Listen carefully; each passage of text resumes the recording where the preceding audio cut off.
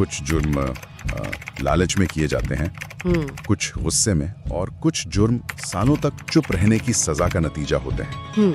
आज हम जिस केस पर बात करने वाले हैं उसने अमेरिका को सही मायनों में मतलब बिल्कुल दो हिस्सों में बांट दिया था। हाँ। ये कहानी है मेरेंडेज भाइयों की, एक ऐसी कहानी जो आज भी इतने साल बाद भी लोगों को बेचैन कर देती है। बिल्कुल, और आज की हमारी इस पड़ताल का आधार है monsters and martyrs, the Menendez legacy नाम की किताब के कुछ हिस्से। ये किताब इस केस की परतों को बहुत बारीकी से खोलती है। तो चलिए उस रात में वापस चलते हैं।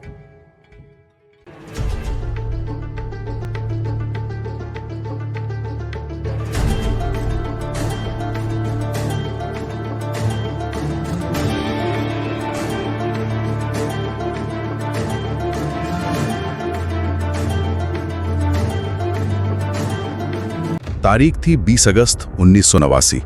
जगह थी बेवर्ली हिल्स का एक आलीशान बंगला। होजे और किटी मेनेंडेज एक बेहद अमीर और आप कह सकते हैं ताकतवर जोड़ा। हाँ, अपने लिविंग रूम में आराम से बैठे थे और फिर अचानक गोलियों की आवाज से सब कुछ बदल गया। और ये कोई मामूली लूटपाट नहीं थी, जैसा कि किताब में भी जिक्र है। ये एक बहुत ही क्रूर हमला था। शॉटगन का इस्तेमाल हुआ था, गोलियां बहुत नजदीक से मारी गई थी। मतलब ये साफ था कि जो भी वहां था वो उन्हें सिर्फ मारना नहीं चाहता था। नहीं, वो उन्हें पूरी तरह से खत्म कर देना चाहता था। और यहीं पर कहानी का पहला मोड़ आता है। पुलिस को कांपती हुई आवाज में फोन करने वाले कोई और नहीं बल्कि उनके ही बेटे लाइल और एरिक थे। फोन पर वो जोर जोर से रो रहे थे, चिल्ला रहे थे। कोई भी सुनकर यही कहता कि इन दो लड़कों की दुनिया ही उजड़ गई है। और यही आज की हमारी बातचीत का सबसे बड़ा सवाल है। ये कहानी एक अमीर परिवार के साथ हुई दुखद घटना से बदलकर हत्या, यौन शोषण और धोखे के एक नेशनल तमाशे में कैसे बदल गई। कैसे हुआ कि जो दो बेटे सबसे ज्यादा दुखी नजर आ रहे थे उन्हीं पर अपने माँ बाप के कत्ल का इल्जाम लग गया। चलिए इसी गुत्थी को सुलझाने की कोशिश करते हैं। तो सबसे पहले ये समझते हैं कि ये परिवार बाहर से दिखता कैसा था, क्योंकि तस्वीरों में और लोगों की नजरों में तो वे एक सपनों का परिवार लगते थे, है ना? बिल्कुल। होजे मेनेंडेज एक कामयाब एंटरटेनमेंट एग्जीक्यूटिव थे, एक ऐसे इंसान जो क्यूबा से एक रिफ्यूजी बनकर आए और अपनी मेहनत से अमेरिका में कामयाबी की ऊंचाइयों तक पहुंचे। और उनकी पत्नी किटी एक पूर्व ब्यूटी क्वीन थी, समाज में उनका बहुत नाम और इज्जत थी। और उनके बेटे लाइल और एरिक महंगे प्राइवेट स्कूलों में पढ़ते थे, टेनिस में चैंपियन थे। उनके पास हर वो चीज थी जिसका कोई भी सपना देख सकता है। मतलब पहली नजर में ये एक परफेक्ट अमेरिकन फैमिली थी। हाँ, लेकिन किताब इस चमकदार तस्वीर के पीछे की एक बहुत ही अलग, एक बहुत ही अंधेरी हकीकत को सामने लाती है। अच्छा। बंद दरवाजों के पीछे होजे एक बेहद सख्त और डराने वाले पिता थे। वो अपने बेटों से हर हाल में परफेक्शन चाहते थे और इसके लिए उन पर बहुत ज्यादा दबाव डालते थे। और उनकी माँ? वहीं दूसरी तरफ किटी डिप्रेशन और अपनी ही भावनात्मक उलझनों में डूबी रहती थी। लड़कों पर उम्मीदों का एक ऐसा बोझ था जो उन्हें अंदर ही अंदर खाए जा रहा था। किताब में एक लाइन है जो इस हालात को बहुत अच्छे से बताती है। अंदर से कुछ सड़ रहा था। और ये सड़न उनके माता पिता की मौत के बाद बहुत ही अजीब तरीके से बाहर आई। हाँ। हत्या के कुछ ही हफ्तों बाद जब उन्हें दुख में डूबा होना चाहिए था, वे दोनों भाई पैसे पानी की तरह बहा रहे थे। और ये कोई छोटी मोटी शॉपिंग नहीं थी। नहीं, बिल्कुल नहीं। उन्होंने पोर्श जैसी महंगी गाड़ियां खरीदी, हजारों डॉलर की रोलेक्स घड़ियां पहनी, महंगे रेस्टोरेंट में बिजनेस शुरू करने के लिए पार्टियां दी। हाँ, कुछ ही महीनों में उन्होंने करीब $1 मिलियन खर्च कर दिए। ये तो बहुत ही अजीब है। आखिर कौन अपने माता पिता की मौत के बाद लाखों डॉलर की शॉपिंग करने निकल जाता है? उनका ये बर्ताव ही सबसे बड़ा रेड फ्लैग था, है ना? सही कहा।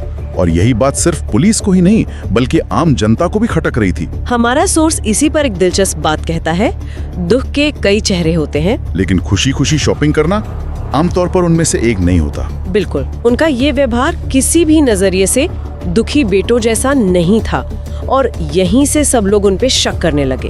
तो पुलिस को शक तो था, लेकिन सिर्फ महंगी घड़ियां खरीदने से तो किसी को गिरफ्तार नहीं कर सकते। नहीं। उनके पास कोई ठोस सबूत था या वे बस अंधेरे में तीर चला रहे थे? उस वक्त तक वे बस इंतजार कर रहे थे। उनके पास कोई पुख्ता सबूत नहीं था। लेकिन फिर सबूत एक ऐसी जगह से आया जिसकी किसी ने कल्पना भी नहीं की थी। कहां से? कत्ल के कई महीनों बाद छोटा भाई एरिक अपने गम और अपराध बोध से इतना परेशान हो गया कि वो अपने थेरेपिस्ट के पास गया और उसने सब कुछ उगल दिया। क्या उसने सब कुछ मान लिया थेरेपिस्ट के सामने? हाँ, उसने अपने थेरेपिस्ट को विस्तार से बताया कि कैसे उसने और उसके भाई लाइल ने मिलकर अपने माता पिता की हत्या की थी। और सबसे बड़ी बात ये थी कि थेरेपिस्ट की एक पूर्व प्रेमिका ने इस बातचीत को चुपके से रिकॉर्ड कर लिया था। ओहो। यही टेप इस केस का सबसे बड़ा सबूत बना और इसी के आधार पर दोनों भाइयों को गिरफ्तार कर लिया गया। अब कहानी पूरी तरह पलट चुकी थी। मतलब आप वे दुखी बेटे नहीं बल्कि एक कातिल बेटे बन चुके थे। लेकिन मुझे लगता है कहानी का सबसे बड़ा तूफान तो अभी आना बाकी था। बिल्कुल, जब मामला कोर्ट में पहुंचा, हाँ। जब केस अदालत में गया तो उनके वकीलों ने एक ऐसी दलील पेश की जिसने पूरे अमेरिका को हिलाकर रख दिया। क्या दलील थी? भाइयों ने ये माना कि हाँ, गोलियां उन्होंने ही चलाई थी, लेकिन उन्होंने कहा कि यह कत्ल नहीं बल्कि आत्मरक्षा थी। उन्होंने दावा किया कि उन्होंने अपने माता पिता को डर के मारे मार डाला था। डर? किस बात का डर? एक कामयाब बिजनेसमैन और उसकी पत्नी से उनके अपने बेटों को कैसा डर हो सकता था भला? यही सवाल सबके मन में था और इसका जवाब जब सामने आया तो वो और भी ज्यादा चौंकाने वाला था। बताइए। कोर्ट में दोनों भाइयों ने गवाही दी कि उनके पिता होजे सालों से उनका यौन शोषण कर रहे थे। क्या कह रही हैं? हाँ, जब वे बहुत छोटे बच्चे थे तब से। उन्होंने ये भी आरोप लगाया कि उनकी माँ किटी इस बारे में सब जानती थी, पर उन्होंने कभी कुछ नहीं किया, बल्कि वो इस राज को छिपाने में मदद करती थी। और उस रात के बारे में क्या कहा? उन्होंने कहा कि उस रात उन्हें लगा कि उनके माता पिता उन्हें जान से मारने वाले हैं ताकि ये राज हमेशा के लिए दफन हो जाए। ये तो पूरे केस को ही बदल देता है। अचानक ये मामला लालच में की गई हत्या का नहीं बल्कि सालों के गहरे सदमे और पीड़ा का बन गया। और इसी दावे ने समाज को दो खेमों में बांट गया होगा ना? बिल्कुल। एक तरफ वो लोग थे जिन्हें लगा कि ये लड़के झूठ बोल रहे हैं, सजा से बचने के लिए घिनौनी कहानी बना रहे हैं, और दूसरी तरफ वो लोग थे जिन्हें उनकी कहानी पर यकीन था, जिन्हें लगा कि ये पीड़ित हैं जो सालों का दर्द और बर्दाश्त नहीं कर सके। हाँ, सोर्स में इस दुविधा को बहुत सटीक तरीके से बताया गया है। अगर ये झूठ बोल रहे थे तो वो राक्षस थे, और अगर वे सच कह रहे थे तो उन्हें एक राक्षस ने ही पाला था। और इसी बटे हुए माहौल में उनका पहला मुकदमा शुरू हुआ। और वो सिर्फ एक मुकदमा नहीं था, वो एक मीडिया सर्कस था। उसे टीवी पर लाइव दिखाया जा रहा था और पूरा देश अपनी टीवी स्क्रीन से चिपका हुआ था। कोर्ट रूम के अंदर का माहौल कैसा था? बहुत ही भावनात्मक। दोनों भाई गवाही देते हुए घंटों रोते थे, अपने साथ हुए दुर्व्यवहार की भयानक बातें बताते थे। लेकिन जनता की राय बटी हुई थी। कुछ लोगों को उनमें अमीर बिगड़े हुए बच्चे दिखे जो झूठे आंसू बहाकर हमदर्दी बटोरना चाह रहे थे, तो वही दूसरों को उनमें टूटे हुए बच्चे नजर आए जो पहली बार अपने दर्द को दुनिया के सामने रखने की हिम्मत कर पाए थे। और ये बंटवारा सिर्फ जनता में ही नहीं, जूरी में भी दिखा। जूरी के सदस्य किसी एक नतीजे पर नहीं पहुंच सके। कुछ उन्हें ठंडे दिमाग वाले कातिल मानते थे तो कुछ उन्हें ऐसे पीड़ित मानते थे जिन्होंने आत्मरक्षा में ये कदम उठाया। तो फिर हुआ क्या? जब जूरी एकमत नहीं हो पाई तो जज को मिस ट्रायल घोषित करना पड़ा। यानी मुकदमा बिना किसी नतीजे के खत्म हो गया। हाँ, ये नतीजा ही अपने आप में इस केस के बारे में बहुत कुछ कहता है। ये दिखाता है कि समाज इस मुद्दे पर कितना उलझा हुआ था। बिल्कुल, ये सिर्फ एक कानूनी सवाल नहीं था बल्कि एक नैतिक सवाल बन चुका था कि हम किसकी कहानी पर यकीन करें। फिर दूसरा मुकदमा हुआ। हाँ, पहले मुकदमे के हंगामे के बाद दूसरा मुकदमा शुरू हुआ और ये पहले वाले से बहुत अलग था। कैसे अलग था? इस बार एक नए जज थे जिन्होंने बहुत सख्त नियम बनाए। उन्होंने यौन शोषण से जुड़ी ज्यादातर गवाही पर रोक लगा दी। क्यों? उनका कहना था कि ये मामला कत्ल का है और हमें उसी पर ध्यान देना चाहिए।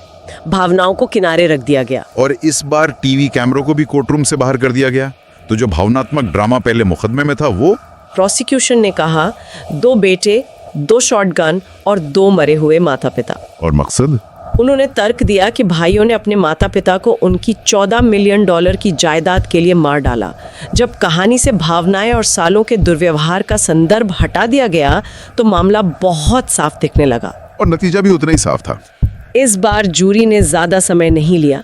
दोनों भाइयों को फर्स्ट डिग्री मर्डर का दोषी पाया गया और बिना पैरोल के उम्र कैद की सजा सुनाई गई। कानून की नजर में इंसाफ हो चुका था। हाँ, लेकिन समाज की नजर में सवाल आज भी जिंदा है। और वही सवाल इस केस को इतना यादगार बनाते हैं। क्या वो सिर्फ लालची कातिल थे या वे ऐसे पीड़ित थे जो अपने ब्रेकिंग पॉइंट तक पहुंच गए थे? और ये एक बहुत ही असहज सवाल खड़ा करता है, क्या सालों का भयानक दुर्व्यवहार क्या वो कभी हत्या को जायज ठहरा सकता है? सा दिखता है। सही कहा। हमारे दिमाग में पीड़ित की एक खास छवि होती है, कोई कमजोर, बेबस। और मेनेंडेज भाई उस छवि में फिट नहीं होते थे। वे अमीर थे, पढ़े लिखे थे और बाहर से ताकतवर दिखते थे। तो ये सिर्फ एक हत्या का मुकदमा नहीं था, ये हमारे समाज की कई और परतों को भी खोल रहा था, है ना? जैसे दी मर्दानगी का सवाल कि क्या हम आज भी ये मानते हैं कि लड़कों को दर्द नहीं होता? बिल्कुल, और यही इस केस का सबसे बड़ा सामाजिक प्रभाव था। जब एरिक और लाइल कोर्ट में रोए तो आधे अमेरिका ने उन्हें कमजोर और नाटक करने वाला कहा। ये दिखाता है कि हम एक पीड़ित पुरुष को स्वीकार करने के लिए तैयार ही नहीं थे, खासकर अगर वो अमीर हो। ये विश्वास का भी मुकदमा था कि हम किसकी कहानी पर यकीन करना चुनते हैं, और ये ताकत का भी मुकदमा था कि कैसे पैसा और रुतबा भयानक सच को छिपा सकता है। आखिर में ये इस बात का भी मुकदमा था कि जब पीड़ित हमारी उम्मीदों के मुताबिक नहीं दिखते तो हम किसका यकीन करते हैं, उनकी कहानी का या अपनी पहले से बनी हुई धारणाओं का। सही कहा। तो आज की इस पूरी बातचीत से जो मुख्य बातें निकल कर आती हैं वो ये है कि मेनेंडेज भाइयों की कहानी सिर्फ एक क्राइम स्टोरी नहीं है। ये दौलत, सदमे और इंसाफ की एक ऐसी पहेली है जिसका कोई आसान जवाब नहीं है। ये एक गहरी सांस्कृतिक बहस है जो आज भी जारी है। किताब की आखिरी लाइन इस पूरे मामले के सार को बहुत अच्छे से बताती है। मेनेंडेज भाइयों ने सिर्फ अपने माता पिता को नहीं मारा, उन्होंने ये उजागर किया कि एक आदर्श दिखने वाले जीवन के पीछे दुर्व्यवहार कितनी आसानी से छिप सकता है। ये लाइन हमें याद दिलाती है कि जो चमकता है वो हमेशा सोना नहीं होता। और हम सुनने वालों के लिए एक आखिरी सवाल के साथ इसे खत्म करना चाहेंगे। ये केस हमें ये सोचने पर मजबूर करता है कि जब हम किसी अमीर और ताकतवर परिवार की बाहरी चमक दमक देखते हैं तो क्या हम कभी सोचते हैं कि उस चमक के पीछे कौन से अंधेरे छुपे हो सकते हैं? और अगर वो अंधेरे कभी सामने आ भी आए तो हम उन पर यकीन करने के लिए कितने तैयार हैं?